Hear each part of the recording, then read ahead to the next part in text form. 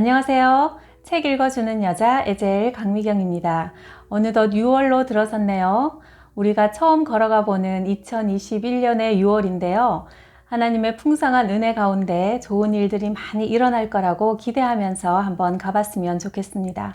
그 좋은 일 가운데 하나로 오늘도 제가 재미있는 이야기를 3가지나 준비했습니다.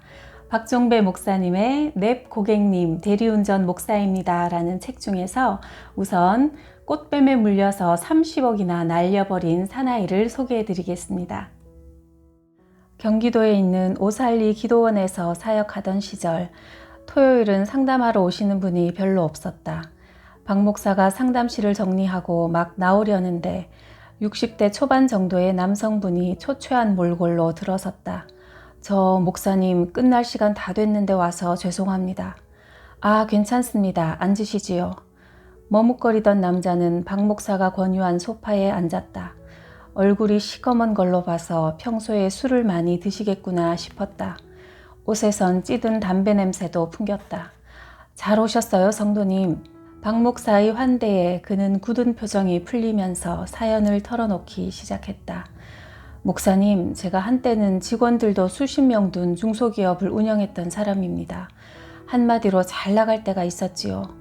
당시 아내 모르게 사귀던 여자가 있었는데 어느 벤처기업에 투자하면 상당한 수익이 난다고 집요하게 꼬시는 바람에 휴, 제가 귀가 좀 얇거든요. 그년 말을 듣지 말았어야 했는데 남자는 그때 일이 떠오르는지 말을 잇지 못했다.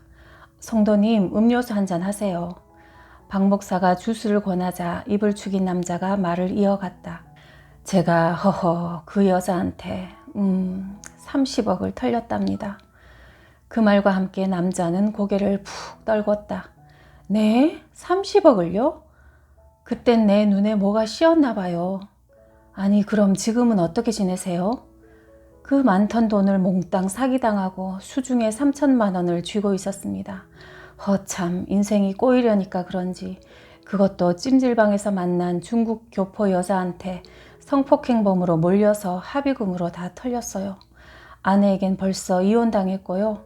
아들 하나 있는데 전화번호를 바꿔버렸더라고요. 휴, 내가 어쩌다 이 지경까지 됐는지. 기도원에 올라와서 주머니를 뒤져보니 5천 원 있네요. 남자는 처량한 자기 신세가 기막힌지 울먹였다. 박 목사는 성경 말씀으로 위로한 후 간절히 기도해드렸다. 성도님, 이거 얼마 안 되지만 밥이라도 사드세요. 아니, 괜찮습니다, 목사님. 괜히 폐를 끼치는 것 같아 죄송합니다. 적다고 안 받으시는 거예요? 그럼 제가 섭섭한데. 아이고, 아닙니다. 그럼 감사히 받겠습니다, 목사님. 그는 일주일 금식 기도를 한 후 1달 넘게 기도원에 머물면서 술, 담배를 끊었다. 시꺼멓던 얼굴에 혈색이 돌기 시작했다. 말씀과 기도를 통해 성령께서 그의 상처를 어루만져 주셨다. 그와 상담하고 1달이 지난 어느 날 박 목사의 상담 시간에 다시 그가 찾아왔다. 손에는 음료수 상자가 들려 있었다. 하하, 무슨 돈이 있다고 이런 걸 다 사오셨어요? 목사님, 저 오늘 오후에 하산합니다. 그러세요? 어디에 거처를 정하셨나요? 네, 우연찮게, 아니 하나님께서 인도해 주신 것이요. 기도하러 올라오신 목공이라는 분을 만났습니다. 먹고 자면서 일 배우며 월급도 받기로 했어요. 평소 노동은 안 해보셨을 텐데 감당할 자신 있으세요? 남자의 말투에 굳은 결단이 묻어났다. 목사님, 저는 정신 좀 차려야 합니다. 그동안 부모님이 물려주신 재산으로 흥청망청 편하게 살았지요. 기도원에 올라와서 하나님을 제대로 만났고 이제 술, 담배도 완전히 끊었습니다. 담배 피고 싶은 생각 전혀 안 나고요. 술을 떠올리면 구역질부터 납니다. 이제 땀 흘려 벌면서 남은 인생은 성실하게 살고 싶네요. 네, 성도님이 기도원에 올라와서 금식 기도하고 성경 읽고 예배드리며 하나님의 은혜를 간구하니 성령님께서 일하셨네요. 할렐루야. 목사님, 이런 게 성령 충만이겠죠? 일단 마음이 평안해지니까 삶의 의욕도 생기고요. 인생 100세 시대에 이제 나이 60인데 마음 먹으면 살 수 있겠더라고요. 진작에 나 혼자 발버둥 치지 말고 하나님께 기도하며 매달렸더라면 고통의 늪에 빠져 허우적대는 수고와 시간을 줄일 수 있었을 텐데 하는 후회가 듭니다. 목사님, 그동안 기도해 주시고 마음 써주셔서 정말 감사합니다. 그가 내려가고 한 달 반쯤 지났다. 경비 집사님이 불러서 경비실에 가보니 커피 세트와 메모지가 놓여 있었다. 목사님, 휴무라고 해서 여기 맡기고 갑니다. 저는 목사님의 기도에 힘입어 잘 적응하며 재미있게 일하고 있습니다. 지나고 보니 고난이 축복이라는 말이 실감나네요. 제가 안 망했더라면 진짜 인생 망칠 뻔했습니다. 하하하. 항상 건강하세요. 나도 지난날을 회상해보면 삶의 절벽에 서 있을 때 기도의 간절함이 달랐다. 기도의 농도가 평소와 확연한 차이가 있었다. 커피로 친다면 에스프레소다. 사는 게 막막하여 쓰고도 진한 기도를 쏟으며 몸부림칠 때 오히려 하나님은 더 가까이 와 계셨다. 이스라엘 자손이 고된 일 때문에 탄식하며 부르짖으니 고된 일 때문에 부르짖는 소리가 하나님께 이르렀다. 출애굽기 2장 23절 말씀. 눈물의 봉헌기도. 대리운전을 하다 보면 유난히 꼬이는 날이 있다. 기본 요금인데 코스가 끝에서 끝이 걸릴 때, 대기 시간이 길어질 때, 손님이 차 안에서 담배를 피워대거나 토할 때, 콜 취소가 많이 날 때, 갑자기 폭우가 쏟아져 옷이 쫄딱 젖을 때, 바람 부는 대관령에서 픽업차를 기다릴 때 등 이런 날은 솔직히 일하기 싫다. 그날은 콜도 꼬이고 취소도 몇 개가 나서 벌이가 시원찮았다. 집으로 가는 픽업차를 타고 현대 2차 앞길에서 신호대기 중이었다. 졸음이 쏟아져 졸고 있는데 갑자기 내가 앉은 조수석으로 굉음과 함께 퍽! 어이쿠! 붕! 우리 차를 들이받고 그대로 도주하는 차였다. 마침 뒤에 있던 택시기사가 뺑소니! 하고 소리치며 가해 차량을 뒤쫓았고 픽업차 기사가 찌그러진 차를 끌고 뒤따라갔다. 현대 2차 백오동 안쪽 주차장에 차가 멈춰 서 있었다. 운전자가 차에서 내리는데 술 냄새가 확 풍겼다. 뺑소니 음주운전이었다. 시치미를 딱 떼며 왜 그러세요? 하는 혀가 심하게 꼬부라져 있었다. 뒤따라갔던 택시기사님이 상황을 정리해 주었다. 아저씨, 저 차 들이받고 뺑소니 친 거 내 차 블랙박스에 다 찍혔어요. 잡아떼도 소용없어요. 잠시 후 경찰차가 왔다. 택지 서부지구대로 이동, 음주 측정을 해보니 만취, 면허 취소였다. 픽업차가 마티즈였는데 경찰이 물었다. 두 분 몸은 괜찮으세요? 크게 다친 것 같지는 않아요. 음주 차주께서 보험 접수했으니까 내일 꼭 병원에 가보세요. 다음 날 마티즈는 폐차했다. 나도 며칠간 몸이 뻐근했다.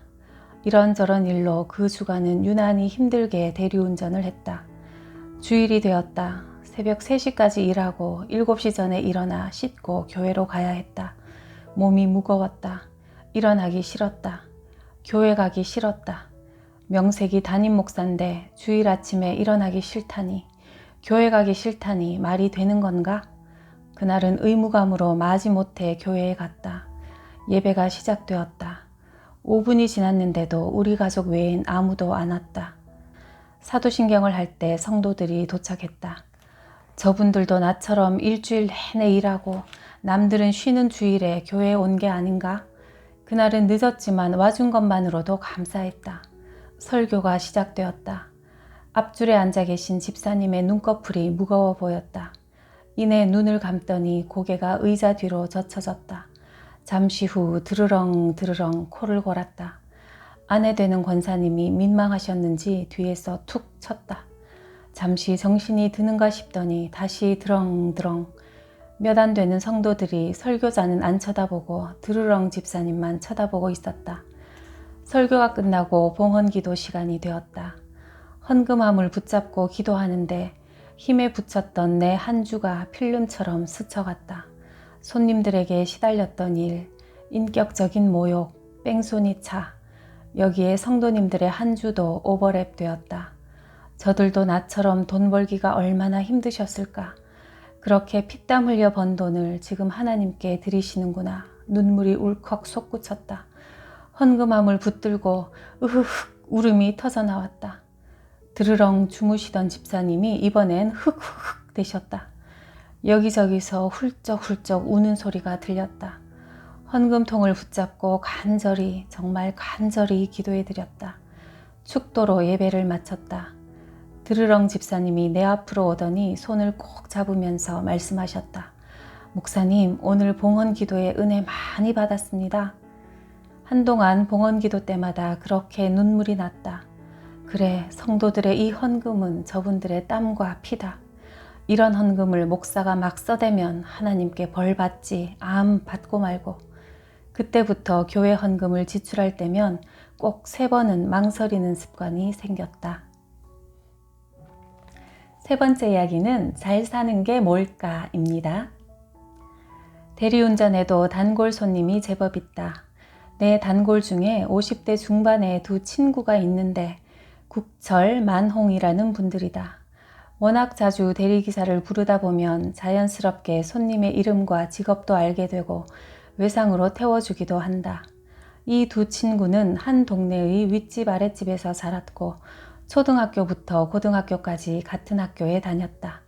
국철이는 자영업을 해서 돈을 제법 벌었고 만홍이는 그냥 평범한 직장인이었다. 어렸을 적부터 워낙 친하게 지내서인지 일주일에 7일을 함께 술 마시는 사이였다. 술값은 주로 사업하는 국철이가 계산하는 것 같았다. 대신 엄청난 자랑질을 만홍이가 참고 들어주는 눈치였다. 차 많다면 국철이는 쉴 새 없이 자랑을 해댔다. 만홍아, 나 다음 주에 벤츠로 바꾼다. 다음 달에 60평 새 아파트로 이사 간다. 휴가 때 유럽 크루즈 일주한다. 둘은 이렇게 매일같이 한 잔씩 하고 대리운전을 이용해서 귀가했다. 대리운전 회사의 최상급 고객이었다. 최신형 벤츠는 언제나 강릉 내곡동에 사는 만홍 씨를 먼저 내려주고 나서 국철 씨가 사는 경포 쪽으로 갔다. 그러다 둘 다 술을 끊었는지 한동안 대리운전을 안 불렀다. 3달쯤 후에 직장 다니는 만홍 씨가 모처럼 대리를 불렀다. 어이쿠 손님, 왜 이렇게 오랜만이세요? 어디 다녀오셨나 봐요? 아, 네. 시큰둥한 반응이 평소 같지 않았다. 반갑기도 하고 궁금하기도 하여 물어보았다. 아니, 경포에 사시는 벤츠 사장님이 오늘은 안 보이시네요. 만홍 씨가 한숨을 푹 내쉬더니 풀 죽은 소리로 대답했다. 그 친구 교통사고 나서 3달 전에 죽었어요. 네? 국철 씨의 사연은 이랬다. 사업차 지방으로 출장을 갔다. 거래처 사람들과 술을 한잔하고 직접 차를 몰고 가다가 졸음운전을 했는지 한적한 시골 외곽의 전봇대를 꽝 들이받았다. 새벽 2시가 넘은 깜깜한 시골길에 지나가는 차도 없어 장파열이 나서 과다출혈로 그 자리에서 죽었다. 이혼의 아픔을 딛고 재혼한 지 2년도 채 안 되었단다. 13년 차이 나는 부인은 남편이 죽자마자 내연남과 재산을 싹 정리해서 사라졌다. 죽은 국철 씨 친구 만홍 씨가 이런 말을 했다. 돈도 죽으면 다 소용없더래요. 가져갈 것도 아닌데 국철이 그놈 남 좋은 일만 시켰대요. 죽은 내 친구만 불쌍하지요 뭐. 휴, 돈 많다고 그게 잘 사는 게 아니더래요. 그날 일을 마치고 집에 돌아와 자려고 누웠는데 만홍 씨의 말이 자꾸 떠올랐다. 돈 많다고 그게 잘 사는 게 아니더래요. 잘 사는 게 뭘까? 돈 많이 벌어서 잘 쓰고 잘 먹고 잘 놀면 잘 사는 걸까? 주여 잘 살다 죽게 해주세요. 여러분 정말 잘 사는 게 뭘까요? 저는 하나님을 아버지라고 부르고 예수 그리스도를 나의 구원자로 모시고 그리고 성령님과 동행하는 삶이 가장 잘 사는 삶이 아닐까 확신합니다. 이 방송을 보시는 여러분 모두가 그렇게 진짜 잘 사는 삶을 살아가시길 제가 날마다 간절히 기도하고 있답니다. 다음 시간에는요, 벤틀리와 3초 욕심, 스님, 신부님, 그리고 처녀보살님, 너무 바쁘게 살지 마세요 라는 또 제목만 들어도 아주 재밌을 것 같죠? 흥미로운 얘기 3가지를 읽어드리겠습니다. 그 밖에도 이 책에는 우리가 지금 과연 정말 제대로 잘 살고 있는 것인가를 돌아보게 하는 아주 의미심장하고도 재미있는 이야기들이 90여 가지나 수록이 되어 있습니다. 이 책은 아래 링크를 통해서 쉽게 구입하실 수가 있고요. 그럼 다음 시간까지 또 하루하루 하나님과 동행하시면서 잘 사시기를 저는 또 계속 기도하겠습니다.